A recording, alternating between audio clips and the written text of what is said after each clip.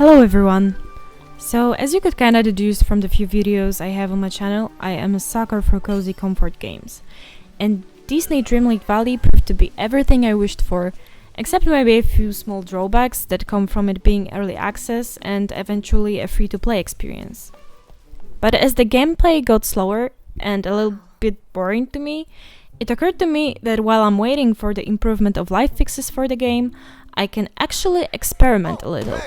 Especially considering that I can take advantage of some features that might be changed with future updates. Big notes at the beginning of this video though. First, I know that some of the things I say here are mentioned by the others on their videos, but I felt like I want to do a complete guide, including all of the exploits and fun tricks I found. I promise not to dwell on too much on each point. Second, of course, these are the currently working exploits. And please be aware that with future updates it may not work, but hopefully I can make some future exploits as well when I play the game with future patches. So my first advice is actually discussed everywhere, so I won't explain too much. Just be reminded that you can move anything in the world, well, almost anything, and I'm looking at you, the foraging items that could actually be of use here.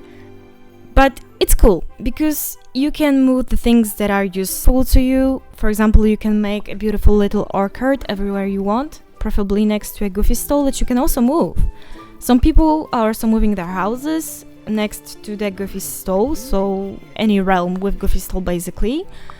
I still have my house in a different area, but it's a cool idea. Personally, for me, it was a revelation. It sucked me into the games for many hours, because I realized I can actually create it per my own vision with little restraints. Talking about some good seems-like elements here.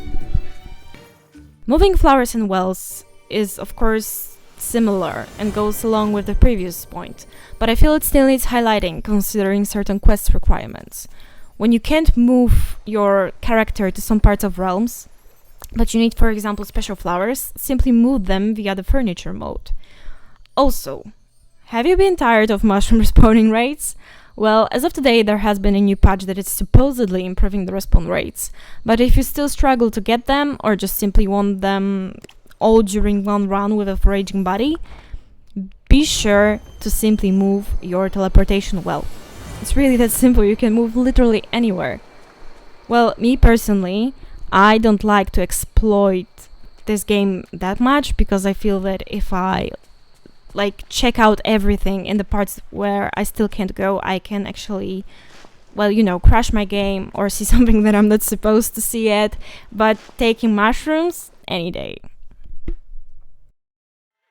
First, if you're just starting the game, you will see that equipment upgrade is just too expensive. Sure, you can upgrade it later with time, or just get the first upgrade quickly, but chests are a much easier way to store way more items. You just need stone and wood. Later in the game, I also realized that going back home for resources needed for quests and selling, or just simply putting them down, is not very effective. So it's better to put them outside, preferably near the goofy stall and your main source of income, such as orchard. You can also place a cooking and a crafting station nearby. Cooking set always recognizes your ingredients in all chests, but crafting stations sadly not, so better to have everything in one place. For this reason, I'm planning to move my house here and have all chests outside in this place.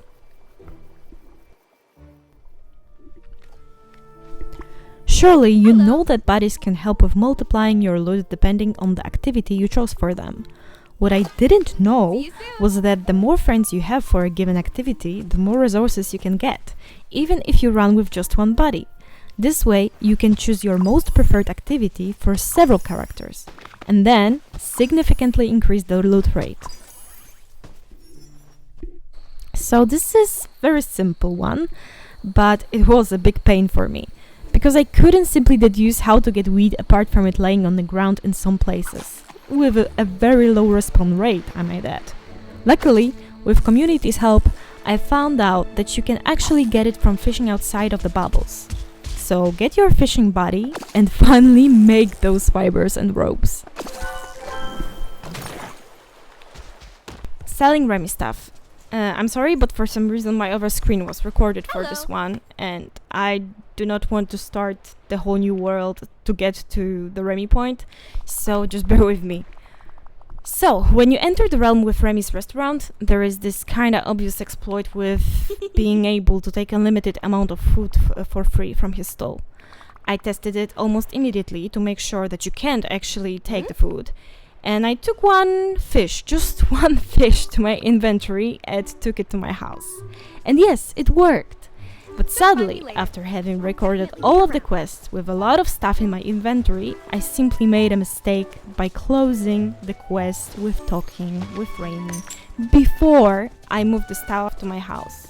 Needless to say, I was quite pissed, but hopefully my example can prevent the others from making the same mistake, and I hope you can take a lot of food from Remy to your house. I hope this still works, because this is a very quick way to make a lot of wonderful cooking dishes and making shitloads of money, basically.